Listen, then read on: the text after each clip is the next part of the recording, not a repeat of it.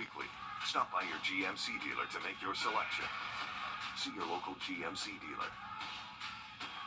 Watch WRDW News at 5:30 weekdays for What the Tech. Sponsored by Augusta Preparatory Day School, leading the CSRA in STEM education.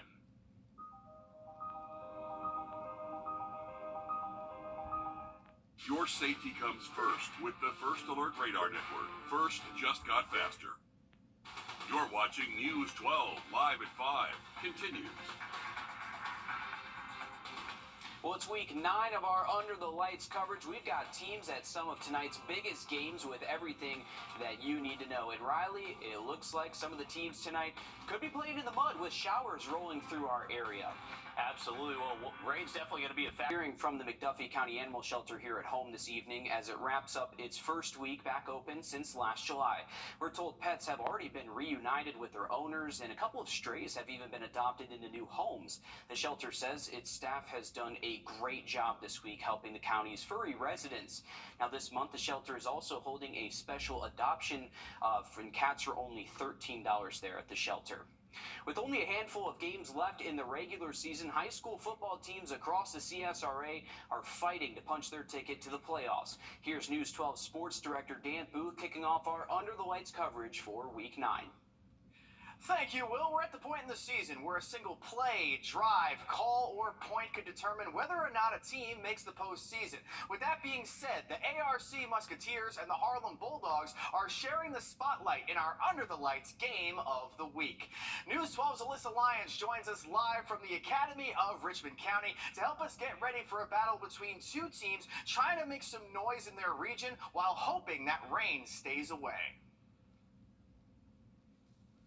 Yeah, Dan, I think there's just one thing that both of these teams can agree on. They're both hoping for a little bit of luck on this unlucky day. I was talking to Riley Hale earlier, and he said 3 inches fell here yesterday. Now, you probably can't even believe it, but this is the only spot that really looks like it was affected on the field. And not even that, I mean, you really can't even pick up anything on my hand. I mean, that's not bad, right? It's not too terrible. And that's because they had some middle schoolers out here yesterday soaking up what the ground couldn't. And ARC says that they're going to take whatever Mother Nature throws at them. CTC, control the controllable. You know, that's all we can do. If it rains, it rains. Wet ball drill, we do that. If it doesn't, thanks, but we just got to be prepared to play in whatever comes for sure. We just got to make sure we do a good job of keeping the football as dry as possible and rotating dry balls in and securing the football. Turnovers in a game like this can be the difference. Hopefully we'll come out on top in turnover margin. Harlem's home field is turf. They do have a practice grass field, but they haven't played a physical game on grass since Midland Valley during September 8th. So it's been quite a while since they've actually hit the ground on a grass field. But we'll see how it all plays out tonight when kickoff is at 7:30. But until then, we have more Game of the Week coverage coming your way in the next hour. Thank you, Alyssa. Our Under the Lights coverage is going to be continuing now by talking about the Evans Knights taking on Effingham County, which is a huge region matchup for them. The Knights are 2-0 in region play, excuse me, after a 1-3 start, and now they're back to 500 after back-to-back region wins against Grovetown as well, one of those teams they beat, and Lakeside, and we knew that it wasn't going to be easy for them. Head coach Barrett Davis told his team that at the start of the season, it's a tough gauntlet, that it's a difficult schedule designed to get them ready for region play throughout their non-region schedule. Davis says that accepting that challenge during the start, and now they have won back-to-back games where it counts, Evans' resiliency got them through the start of the season, and they're looking to continue that tonight against a tough Effingham County team, and the Knights will be looking to get a quick start on offense with their running game going early. Now, Davis talks to us about seeing how the other side of the ball plays tonight on defense. They're going to be staring you in the eye, or they're going to be a little taller than you tonight. They've got some big kids, and they live offensively. They live off explosive plays. I mean, they are an explosive football team offensively. Davis says his team and is a band of brothers never backing down, and I'll have more on the Evans bouncing back to a 3-3 record coming up all new on News 12 at 6 o'clock. Now, these are the types of games that you work for every year, and it's only a matter of time until we find out if Evans is the real deal. Now, don't even think about changing the channel because our Under the Lights coverage is just getting started. In addition to checking back in with Alyssa at ARC and Nick Velan in Evans, we'll hear from the 6-1 Silver Bluff Bulldogs, who are playing as well as anyone right now on News 12 at 6 o'clock. All right, thanks, Dan. Looking forward to that. A unique approach to getting people signed up for healthcare. It looks like a food truck, but it's really a one-stop shop for accessing your healthcare options. Our State House reporter Abby Casores shows us how a repurposed food truck could be serving up a solution. Christian Avery says after getting kicked off his parents' health care plan at 25, he was one of more than 1 million Georgians without health care. I can get very sick, and during that time I didn't have it, so I didn't really have access. I could go, but it would be a lot out of my pocket. The state's new portal, GeorgiaAccess.gov, offers dozens of direct enrollment options. If you do not get health insurance through your job or school and don't qualify for other federal or state health insurance programs. And we needed to go to the places across Georgia to deliver this message. Insurance Commissioner John King is kicking off his statewide tour, bringing this food truck to communities to answer questions. They can enroll you in a plan on site, and if you qualify based on your income, it could be free. That people were using emergency rooms, or either that or delay in health care. And the problem is that the emergency rooms are for emergencies. That's the most expensive, most inefficient way of getting primary care. The federal healthcare.gov is available, but by 2025, the state will fully transition to this program. I get text messages about it. I got emails about it. I even get unsolicited phone calls about it. As for Avery, he can ignore the calls. A new job scored him a spot on his employer's healthcare plan. Their next stop, the Atlanta Pride Parade. They plan on taking the truck to every corner of the state, going to city council meetings, Rotary Club meetings, and even baseball games. The open enrollment period opens November 1st. In Atlanta, I'm Abby Casores. Thanks, Abby. Do you have any old documents or hard drives that you need to get rid of safely? Well, tomorrow there is a free shredding event held in Evans, actually. Confident Life Wealth Management in Somerville Tax and Accounting LLC are holding the event. Thanks, Abby. Do you have any old documents or hard drives that you need to get rid of safely? Well, tomorrow there is a free shredding event held in Evans, actually. Confident Life Wealth Management in Somerville Tax and Accounting LLC are holding the event where you can enjoy a cup of coffee while a mobile shredding truck destroys your old documents and important information. It'll be tomorrow at 10 o'clock, tomorrow from 10 in the morning, through 1 o'clock on North Bel Air Square. At one South Carolina college, students say their theater is haunted, but they're not scared. Just ahead, how they say the spirit of a former teacher might be looking out for them. Riley? Well, we are keeping an eye on the chance for some light showers the rest of this evening and tonight. Luckily, a beautiful weekend forecast on tap. We'll have a look at it just after the break. Hey, Chip, what's the matter? Man, this is name change is stressing me out. Everyone will know we still specialize in Medicare. Yeah, I know that, but what about this? Are you 64.com? Well, I've looked for highs in the 60s and mostly dry through early next week. Thanks, Riley. It's the season of Halloween, and it's also Friday the 13th. And this evening, we're taking you to Converse College in Spartanburg, where there is said to be the spirit of a former theater teacher there. Katie Bussman shows us how the spirit of this teacher could be looking out over the campus. I don't think she ever left. I think she's still here in her spiritual form. Admissions counselor Hannah Manley has performed on this stage many times. She likes to watch our shows, make sure we're performing things safely and doing things well. Even now, Hazel's portrait looks over us with eyes that seem to follow us wherever we move.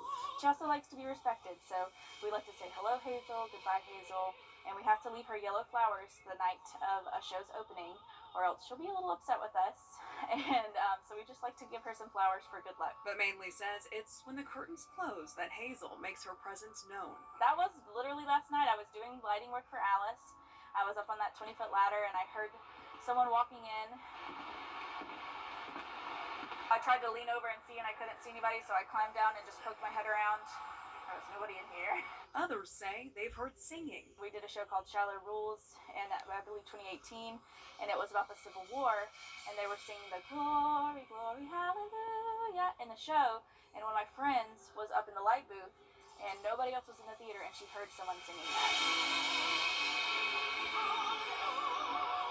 During one performance, Manley says that she was sitting backstage waiting for her cue when she saw something odd. It looked like a wisp of smoke, but it was just hanging there. It wasn't dissipating like a thing of smoke would. Staring in disbelief, she says the wisp floated away. And then I hear my cue, and I have to go on stage and sing my big song. So I like to tell myself that was her saying, like, break a leg, Hannah.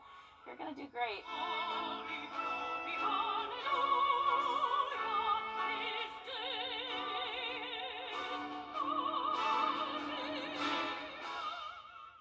Well, I know where I will not be visiting, and Manley says there are reports of other spirits on campus, and the school's students have come to embrace the university's rich history and possible haunting. You wouldn't want a peeping Tom looking through your windows. Well, guess what? Hackers may be doing it through your security cameras. I'm Jamie Tucker. Coming up, what you can do to prevent it. First Alert.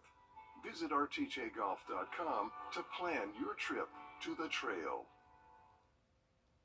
Well, one of the creepiest things you might hear this Halloween season is that someone could be watching you in your home through your own security cameras. Our consumer tech reporter Jamie Tucker explains. What the Tech, sponsored by Augusta Preparatory Day School. If you think it's pretty creepy that a peeping Tom could be looking through your window, that's nothing like hackers or really anyone online anywhere in the world peeking through your security cameras, and you'd never know it.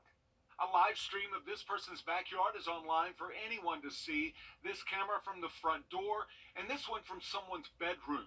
The homeowners don't know that someone has hacked into their Wi-Fi router and is sharing their security camera footage or even a live feed. Without sharing the links myself, I can tell you there are websites with live camera feeds from around the world. So how does it happen? Most of the time it's when a homeowner takes a Wi-Fi router out of the box, connects it to their home network without changing the username and password it came with. Anyone who knows what they're doing can find those default usernames and passwords online from the manufacturer's websites. And then using the login information, they log into those home networks. Anything connected to those networks, the hacker can see and maybe even control. Earlier this year, the FBI urged Americans to check their router's login information to make sure it isn't using the default username and password. If you haven't done so, download your router's app, change the username and password, install any updates, and set a reminder to reset the router every couple of months. To the trail. Well, one of the creepiest things you might hear this Halloween season is that someone could be watching you in your home through your own security cameras. Our consumer tech reporter Jamie Tucker explains. What the Tech, sponsored by Augusta Preparatory Day School. If you think it's pretty creepy that a peeping Tom could be looking through your window, that's nothing like hackers or really anyone online anywhere in the world peeking through your security cameras, and you'd never know it. A live stream of this person's backyard is online for anyone to see. This camera from the front door, and this one from someone's bedroom. The homeowners don't know that someone has hacked into their Wi-Fi router and is sharing their security camera footage or even a live feed. Without sharing the links myself, I can tell you there are websites with live camera feeds from around the world. So how does it happen? Most of the time it's when a homeowner takes a Wi-Fi router out of the box, connects it to their home network, without changing the username and password it came with. Anyone who knows what they're doing can find those default usernames and passwords online from the manufacturer's websites. And then using the login information, they log into those home networks. Anything connected to those networks, the hacker can see and maybe even control.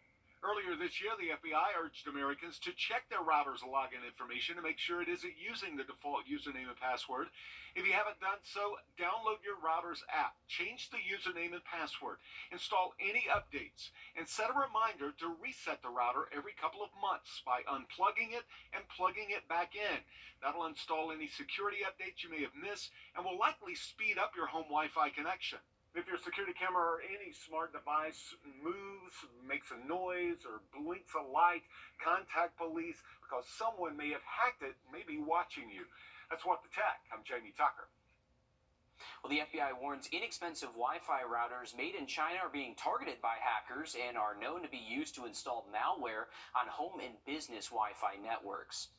Well, setup for the Evans Beer Fest is underway at the Plaza. This event is tomorrow from 2 to 5 p.m. and will have a huge variety of local and regional craft beer vendors, food, live entertainment, and much more. Tickets can be purchased at the door tomorrow for $65. And hopefully, Riley, we have some good weather for that. Yeah, looking great for the Beer Fest tomorrow. High temps will be in the upper 70s in Evans tomorrow afternoon and looking nice and dry through the weekend. Now look at that 7-day forecast just after the break. You have wall cracks?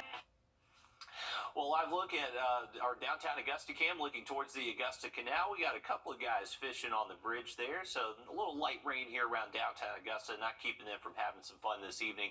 And don't let it keep you from having some fun. If you're heading out to those high school football games, just wear the rain gear. Not going to be heavy rain, just some light rain showers out there for the rest of this evening. And tonight, temperatures have cooled off into the mid-60s. We also have the fair starting tonight, both the Western Carolina State Fair and the Georgia Carolina Fair in downtown Augusta. If you are heading out there, as we just saw, there is some rain, so make sure you have the umbrella with you. Temperature-wise, we should stay in the 60s most of this evening.